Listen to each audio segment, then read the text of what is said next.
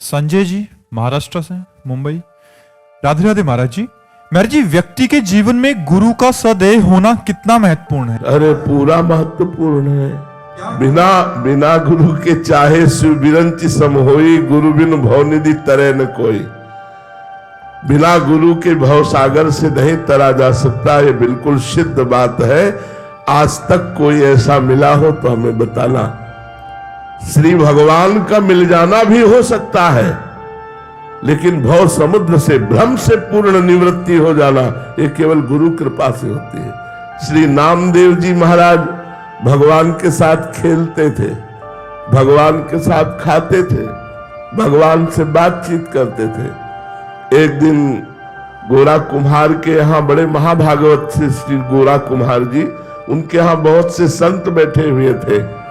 तो श्री मुक्ताबाई जी वो मटकी थापने की चाट जो होती है उसे उठाई और कहा, काका देखो इन मटकियों में कौन सी पक्की मटकी है और कौन सी कच्ची है। तो उन्होंने मुस्कुराकर स्वीकृति दे दी। तो हर संत की खोपड़ी में ऐसे मारती। तो जो और संत थे मुस्कुरा दिए। जब नामदेव जी के मारा तो उनका ये क्या है, क्यों मारा? तो बोले, काका ये मटकी कच्ची है। नामदेव जी सारी सभा में, संतों की सभा में कच्चे साबित कर दिए गए, सब हंस दिए। नामदेव जी को अच्छा नहीं लगा। वो सीधे गए विट्ठल भगवान से बात की। बोले, मैं कच्चा हूं। तो भगवान ने कहा, हाँ तुम कच्चे हो। बोले, क्यों? सब पक्काई तो आपसे मिलने की होती है, जब मैं आपसे मिल गया तो किस बात का कच्चा? बोले, तुमने गुरु नहीं किया। बोले, गुरु करने का फल होता है भगवत प्राप्ति, और वो आप हमें प्राप्त है तो गुरु की जरूरत क्या? बोले, यही कच्चाई है। तो बोले, आप ही बताओ मैं किसको गुरु बनाऊं? तो बोले, जाओ इस जंगल में एक शंकर जी के मंदिर में संत पड़े हुए हैं, मंदिर के अंदर, उनको जाकर के गुरु बनाओ। विशोबा खेचर जी वहां गए तो देखा वो शंकर जी की जो पिंडी होती है उस पे वो पैर रखे थे और देहरी पे सर रखे थे। तो नामदेव जी ने देखा कि इनको गुरु बनाए जो एक आस्तिक भी नहीं है। उन्होंने कहा, ए बाबा ये अपने पैर हटाओ, शंकर जी के ऊपर पैर रखे हो। बोले, बेटा जहां शंकर जी ना हो वहां पैर रख दो, जहां शंकर जी ना हो वहां पैर रख दो। तो उन्होंने जहां जहां पैर हटाने की कोशिश की वहीं लिंग प्रकट हो गया, क्योंकि सब कण कण शिव स्वरूप है, ब्रह्म स्वरूप है। तब उठे और कहा, बेटा कण कण भगवान का स्वरूप है। उन्हें गुरु बनाया और इसी के बाद उन्होंने कुत्ते में भगवत साक्षात्कार कर लिया। जब भगवान के पास गए तो भगवान ने कहा, देखा गुरु का चमत्कार, मैं ही उस बालिका के रूप में थाप मार रही थी, तब तुम मुझे नहीं पहचान पाए, और गुरु कृपा हुई तो कुत्ते में तुमने मुझे पहचान लिया। तो गुरु के बिना भगवत साक्षात्कार करना असंभव है।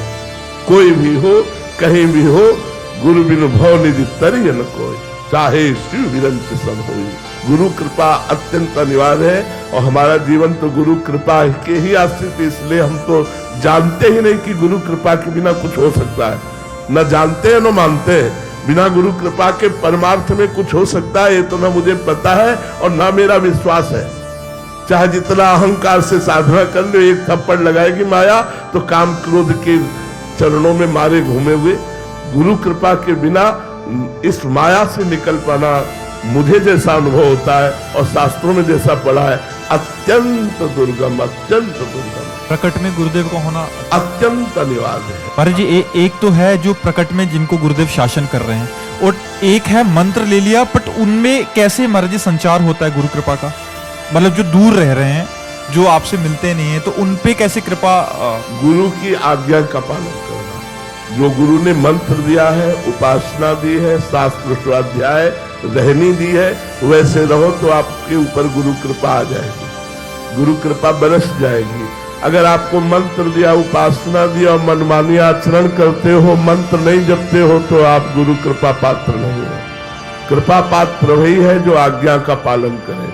अब जो कहे करे हम सोई, आयस लिए चले निज दासी, मन क्रम वचन त्रिशुद्ध सकल मत हम श्री हरिवंश पासी। जो आज्ञा गुरुदेव ने दी उसी आज्ञा के अनुसार हम अपनी जीवनचर्या बनावे, दिनचर्या बनावे, तो चाहे लाख कोस दूर रहे हमारे ऊपर गुरु कृपा बरसती रहेगी। महाराज जी, आपको लाखों लोग सुनते हैं महाराज जी, कुछ ने तो प्रकट में दीक्षा लिया है, जो आपकी आज्ञा में चल रहे हैं वो भी गुरु कृपा के। हाँ, जो आज्ञा में चल रहे हैं दीक्षा नहीं लिए उनका भी परम मंगल होगा, क्योंकि जैसे वो राधा राधा जप रहे तो यही गुरु मंत्र हो गया, और जो हम आचरण बता रहे हैं यही उपदेश हो गया। मंत्र और उपदेश दोनों का पालन करना ही तो शिष्यता है। तो वो चाहे कंठी बंधवावे चाहे ना बंधवावे, उनका परम